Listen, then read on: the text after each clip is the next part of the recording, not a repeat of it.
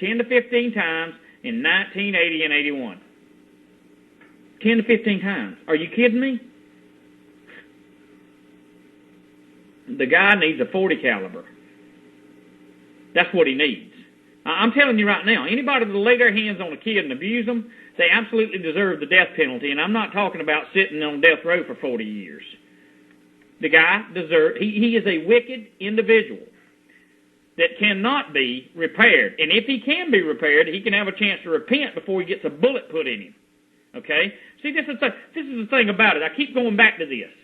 If justice was swift and if justice was based on the commandments, we would not have had this problem here from him. Because he'd be shaking in his boots. He'd be too scared to touch a child, you see. But anyway, it goes on, it says that 10 to 15 times, 1980 to 81. The lawsuit filed on behalf of the alleged victim, I lost my place there, hold on. He says, lawsuit filed on behalf of the alleged victim claims the abuse occurred while Hawkins was a priest at St. Anthony of Padua Parish in Hampton, New Jersey, with one assault even occurring in Hawkins' bedroom at the rectory. Whoa! Whoa! So, seems to me if people want to remain in the Catholic religion and they have kids, count on them being molested, most likely. Not all, but most of them do it. They just do it behind the scenes. There is no restraint. There is no control in these Catholic priests. What are they? They talking about taking a role of celibacy? What, from having sex with a woman, then they're going to abuse and molest kids and boys? Are you kidding me? Okay. Now, Team Mass Hawkins traveling public should be worried. No, they shouldn't be, he said. The public should not be worried with you in a position like this, despite your past, reporter being Seminole said. He said, I have nothing to say, Hawkins repeated. No, they shouldn't be worried. All they should do is get felt up by this child molester, get on the plane, cry all the way to the next destination, and be ruined for the rest of their life. Yeah, that's all they need to do.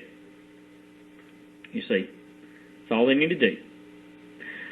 He then used his TSA badge to walk into a restricted area where our cameras could not follow. Okay, why would he, if he had nothing to hide, if he didn't do what he did, then why, oh why, why oh why?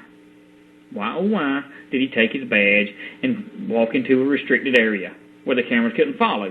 They should know who they're hiring, said Karen Plesser, a Philadelphia spokeswoman, with the Survivors Network of those abused by priests. Yeah, they even got a network. They got a network now. They got a network that they've had to set up called Survivors Network of those abused by priests. It's called SNAP. He needs his freaking neck snapped. That's what he needs. Yeah, that's exactly right.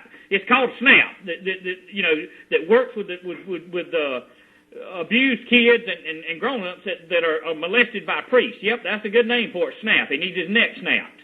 She believes Hawkins' TSA job is inappropriate. As the public, we are screened to our underwear getting on a plane, and yet they hire a man like that. That's my question. That's my question is this. I mean, are you kidding me? I'm gonna tell you something. They're gonna grab the wrong little girl. They're gonna grab the wrong man, or they're gonna grab the wrong woman. And I'm telling you right now, somebody is gonna put their teeth down their throat. That's exactly what's gonna happen one of these days. Somebody's gonna get sick of it, and I guarantee you they're gonna feed them a 5-knuckle introduction is what they're gonna do. And they're gonna knock them out. Then they're gonna have to go to jail for what they did. But something's got to happen physically to at least bring about an understanding of exactly what's going on. Because most of the people that fly, they just say, fill me on up, I got to go. Most of the people, they just, fill me up, I got to get on the plane, I got to take care of business. TSA's got to take care of their business by molesting you and getting you ready for a FEMA camp or whatever's going to come in the future for you so they can do it day in and day out and you'll be used to it. Anyway, the TSA says all its employees go through a criminal background check before they're hired. You're daggum right. Listen, it says the TSA says all its employees go through a criminal background check before they're hired. And guess what? They must be a criminal or TSA won't hire them. Yeah, I mean, are you kidding me? TSA says they do background checks and make sure they're criminals before they hire them. That ain't what the article says, but that's what I'm telling you. You see. You understand. But because the cases are old, criminal charges were not filed. A spokesman said Camden Dice has settled the first 2 lawsuits with Harkin's accusers. It has not seen this suit just yet. So, in other words, they paid them off, man. Paid them off, you see. Now, I'm going to tell you something. I'm going to read you a few of these responses on this article. Typical Catholic, one guy says, just dandy. So glad the teabaggers have one of their own watching over us. Are you kidding me? Now they're saying teabaggers are molesters. Now listen now. Then the next one says, a defrocked sexual abusing Catholic priest to a TSA agent makes perfect sense in the liberal world. Another comment says, looks like the National Sex Offender Public website didn't help in the weeding out of this Catholic priest from getting a job as a TSA pervert. Now, let me move on. One guy says, nothing to do with being Catholic. This guy's a pedophile, belongs in jail or worse, not working with the public. Yes, it does. In his instance, it does have something to do with being a Catholic priest, because the repetitious abuse goes on with the Catholic priests. They sell property, they pay them off, and hush them up, you see. But anyway, I got to get to the next article. I really got to move. I got to get to the next article. I really do.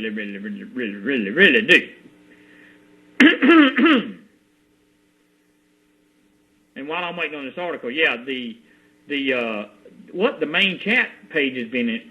Okay, gotcha.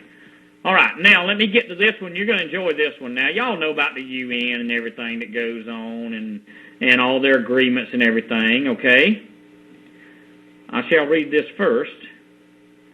I'm going to read a preamble on the law of the sea by the United Nations Convention, agreement relating to the implementation of the convention. Now, I'm going to read this. You need to listen to this, and I'm going to get to the next article. Prompted by the desire to settle in a spirit of mutual understanding and cooperation all issues related to the law of the sea that are aware and historic significance of this convention has an important contribution to the maintenance of peace, justice, and progress for all peoples of the world. We're talking about a one-world order here, okay? Noting that developments since the United Nations Conference on the Law of the Sea held in Geneva in 1958 and 60 have accentuated the need for a new and generally acceptable convention of the law of the sea. Now, conscious that the problems of the ocean space are closely interrelated and need to be considered as a whole, okay? Now, here we go. Recognizing the desirability of establishing through this convention with a due regard for the sovereignty of all states, the legal order for the seas and oceans will facilitate international communication. New World Order again. And will promote the peaceful issues of the seas and the oceans, the equitable, efficient utilization of their resources, the conservation of their living resources, and the steady protection of the preservation of the marine environment. Dang, they tried to write that where I couldn't read it. Tough luck, buddy. Write all the big words you want. I can pronounce them. Bearing in mind that the achievement of these goals will contribute to the realization of just and equitable international economic order, an international economic order. You see? International economic order which takes into account the interests and needs of mankind as a whole, and in particular the special interests and needs of developing countries, whether coast or landlocked. Listen, let me move on. Desiring by this convention to develop the principles embodied in Resolution 2749 of 17 December 1970, in which the General Assembly of the United Nations solemnly declared allied that the area of the seabed and the ocean floor and the subsoil thereof beyond the limits of national jurisdiction as well as its resources are the common heritage of mankind, exploration and exploitation of which shall be carried out for the benefit of mankind as a whole, in respective to the geographical location of states. Aha. Believing that the codification and the progressive development of the law of the sea achieved in this convention will contribute to the strengthening of peace, security, cooperation, friendly relations among all nations in conformity with the principles of justice, equal rights, and will promote the economic and social advancement of all peoples in the world in accordance with the purposes, principles set forth by the United Nations in the Charter.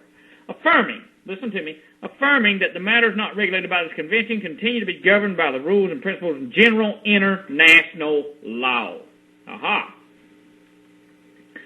Listen to that. So in other words, any exploration in the sea, anything going on in the sea is fixing to be handed, as far as the United States goes, to the UN. How do I know that? Well, I've got an article to back it up. Okay, and guess who? It's amazing. The second day in a row, I'm talking about Hillary Rodham Clinton. Although it's not. Listen, I don't get my kicks off on her by no means. You understand? But it just so happens that the article happens to be dealing with her again today. So don't get mad at me about it. Okay, so here we go. Waiting on the article to pull up. Matter of fact, now get me a drink of water.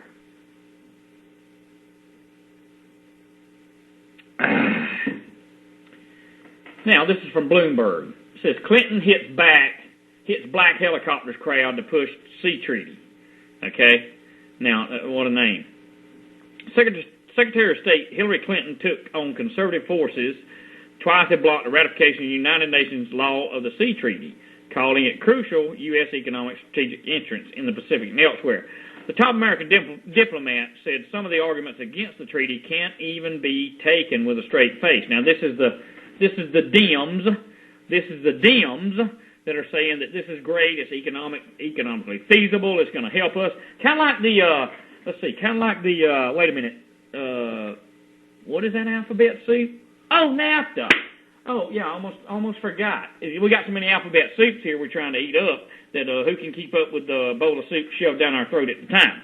But anyway, kind of like the North American Free Trade Agreement that was supposed to be free, and yet we're not making nothing in America, and the China-made stuff gets shipped in because of the North American so-called Free Trade Agreement. It gets shipped in. You and I turn around and what little bit of money we have to buy something, the frickin' thing's broke before we get it home. We get it home and it's in the box broke. Made in China, baby. There you go. Anyway, I got to move back to the UN thing. Says top American diplomat said some of the arguments against the treaty can't even be taken straight face. These, she said, include claims the U.S. would have to pay a UN tax. Fact, they would. The U.S. will have to pay a tax to the UN. Okay? You understand?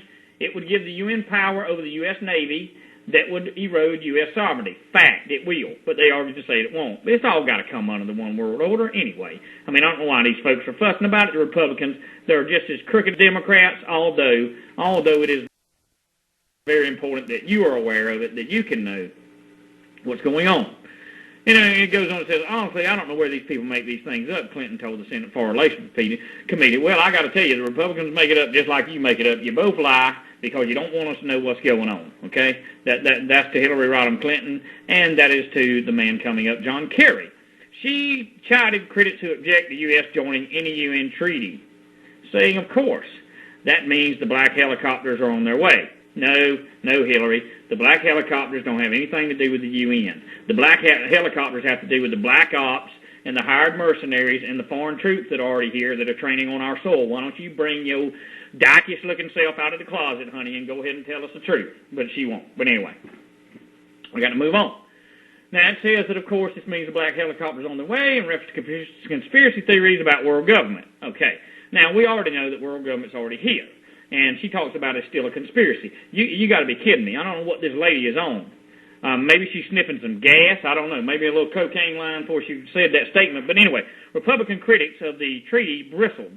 I hope you weren't scoffing at us, Idaho Senator Jim Risch told Clinton. There's some good stuff in there, but, it moves on.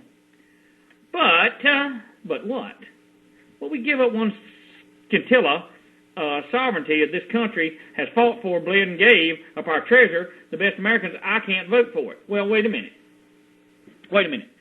Okay, he's talking about not giving up one iota, one bit of sovereignty, is what he's saying, okay? Idaho Senator Jim is. They've already given it up.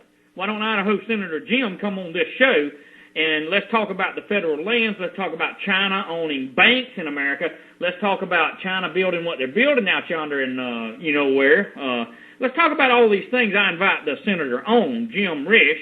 I invite him on from Idaho. He don't live far from me.